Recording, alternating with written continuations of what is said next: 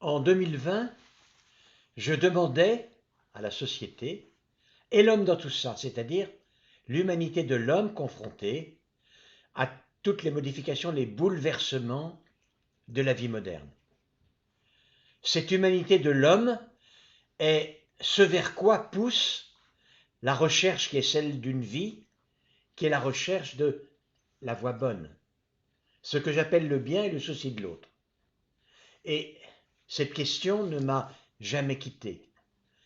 J'avais 26 ans lorsque mon père s'est donné la mort en écrivant juste avant quelques lignes, Sois raisonnable et humain. Un livre également où j'en ai rendu compte en 2004. Un grand succès aussi. En 2020, le moment était venu, me semble-t-il, de faire le bilan.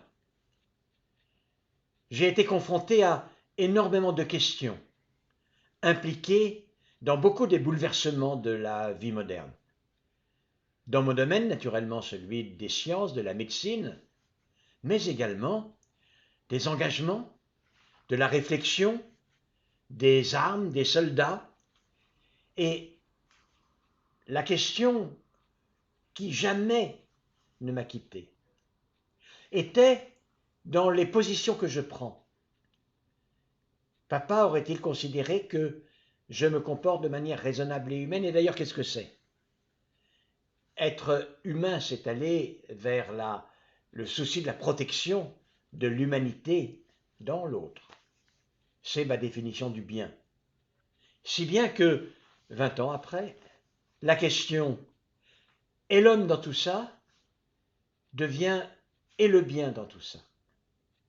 Question qui, du fait de l'injonction paternelle depuis son suicide, est le fil d'Ariane, qui m'a permis de ne pas trop me perdre, je l'espère, dans le labyrinthe de la vie. Et le bien dans tout ça a-t-il un sens dans la vie politique à laquelle j'ai été très confronté? Et le bien dans tout ça, que cela signifie-t-il lorsque l'on est confronté à l'horreur absolue? Les attentats, les souffrances, les guerres.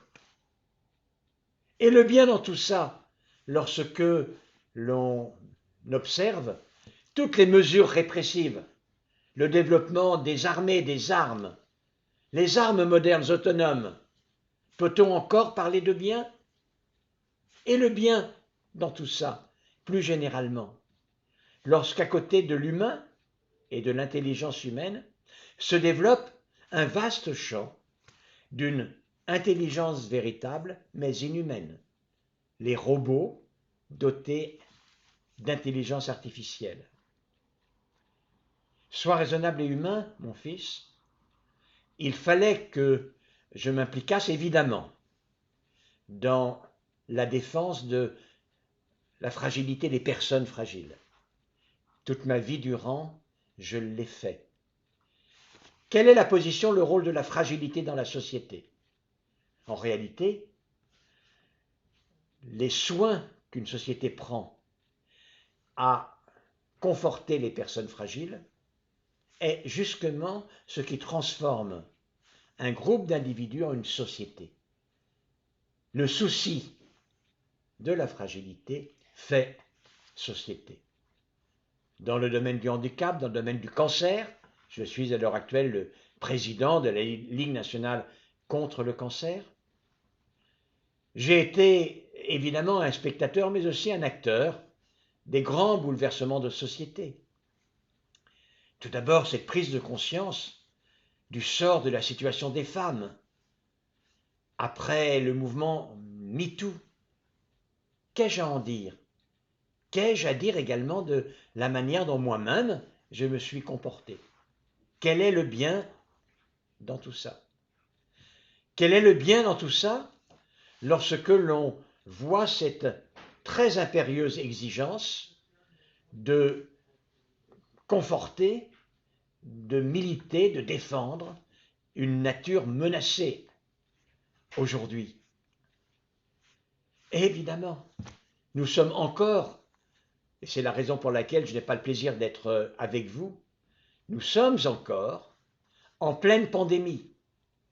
J'ai été confronté presque nuit et jour au suivi de cette pandémie.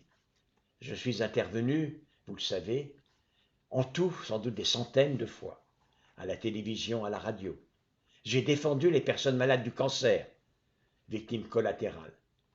Qu'ai-je à dire? Et, selon moi, existait-il un chemin étroit où l'on pouvait encore repérer, poursuivre, suivre le bien dans cette pandémie? Après tout, est-il possible de suivre le souci du bien dans ma vie? C'est en quelque sorte le livre que je vous présente.